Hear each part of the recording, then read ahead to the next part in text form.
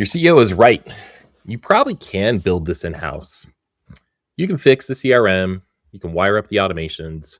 You have smart people. That was never the question. The question is the one nobody asks out loud. What does each month you don't have it cost you? Because the build is the one-time cost. The broken system is a reoccurring one. And while you wait for a free week that never comes, the meter keeps running. I'm Pete Riccozzi. I run ExitLoop. We find where service businesses are quietly losing money and install the systems that stop it. And the most expensive project I see in almost every company is not the one they can't do, it's the one they absolutely can do and never finish. Let me show you why that happens and what it actually costs. Here's the uncomfortable part. The more capable your team is, the less likely this project ever ships. Not because they can't, because they can. And capable people are exactly the people you cannot pull off revenue work to build your internal plumbing. So the internal project becomes priority number 2 every week for years. You've probably said some version of this yourself. We've tried to fix our CRM for years, but we've never actually really committed to it. That's not a confession of weakness. That's just the default physics of in-house work. The urgent always beats the important. Revenue always beats internal projects. And the data backs it up. Gartner found that talent shortage is now the number one barrier to adopting new technology, cited for 64% of emerging tech, named more often than cost or security. It's not that companies can't afford it, it's that the capable hands are already full. And when in-house teams do take it on, the Standish Group has tracked tens of thousands of projects. Only about 31% fully succeed. 2 out of 3 come in late, over budget, and under scope. So let's talk about the number that actually matters, not the cost of the build. The cost is the wait. While the project sits in priority 2 purgatory, your system leaks every single day. Leads come in and sit in someone's inbox, and the timing matters more than people think. Harvard Business Review studied 1.25 million leads. Responding within an hour made a company roughly 7 times more likely to qualify the lead, 60 times more likely than waiting a day.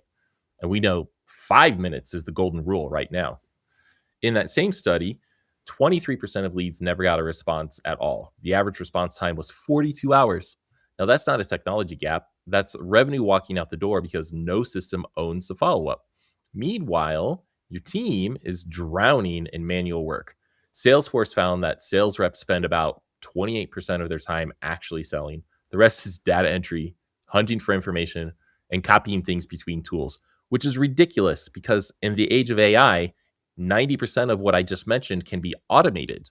And AI doesn't even have to be involved in that. It's just having good processes in place. So every month you wait, you pay both of those bills again. The build is a check you write once. The leak is a subscription you're already paying in leaked revenue.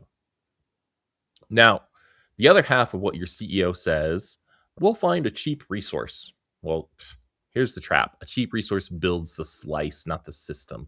You get one automation, not an operating system. You get a thing that works until it doesn't, and then you get finger pointed between vendors while your ops person quietly becomes the integration layer, stitching it together at 9 p.m. when they should be with their family or on a date or enjoying a hobby or, heaven forbid, have a life outside of work.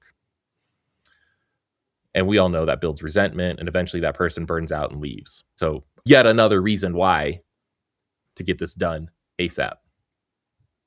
Now, the build itself is risky when it's under-resourced. McKinsey and Oxford studied large IT projects on average. They run 45% over budget and delivered 56% less value than predicted. Cheap usually means you pay twice. What you actually need isn't another vendor owning a slice. It's one person who owns the whole outcome. The one throat to choke is what we refer to it, or the chief everything officer is what our clients have actually referred to it. All right, so let's make the wait concrete. Say you've got a team of 8 people touching the CRM. Each loses about 30 minutes a day to manual entry, copying data between systems, manual follow-up. Like, that's conservative. 30 minutes, 8 people, 240 working days. That's roughly 960 hours a year.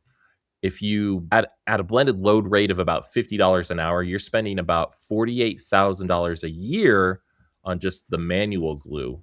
And that's before the leaks. That's before the deals that slipped because follow up lived in somebody's heads instead of on a trigger and automation. That's before the dirty data.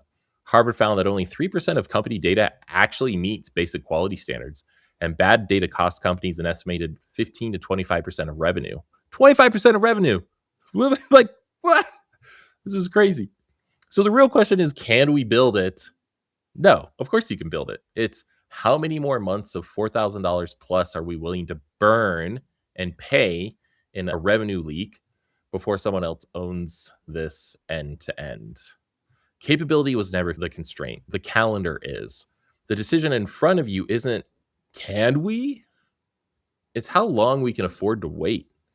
And honestly, the math for that, for most teams, the cost of one more quarter of delay is bigger than the cost of just having somebody own it.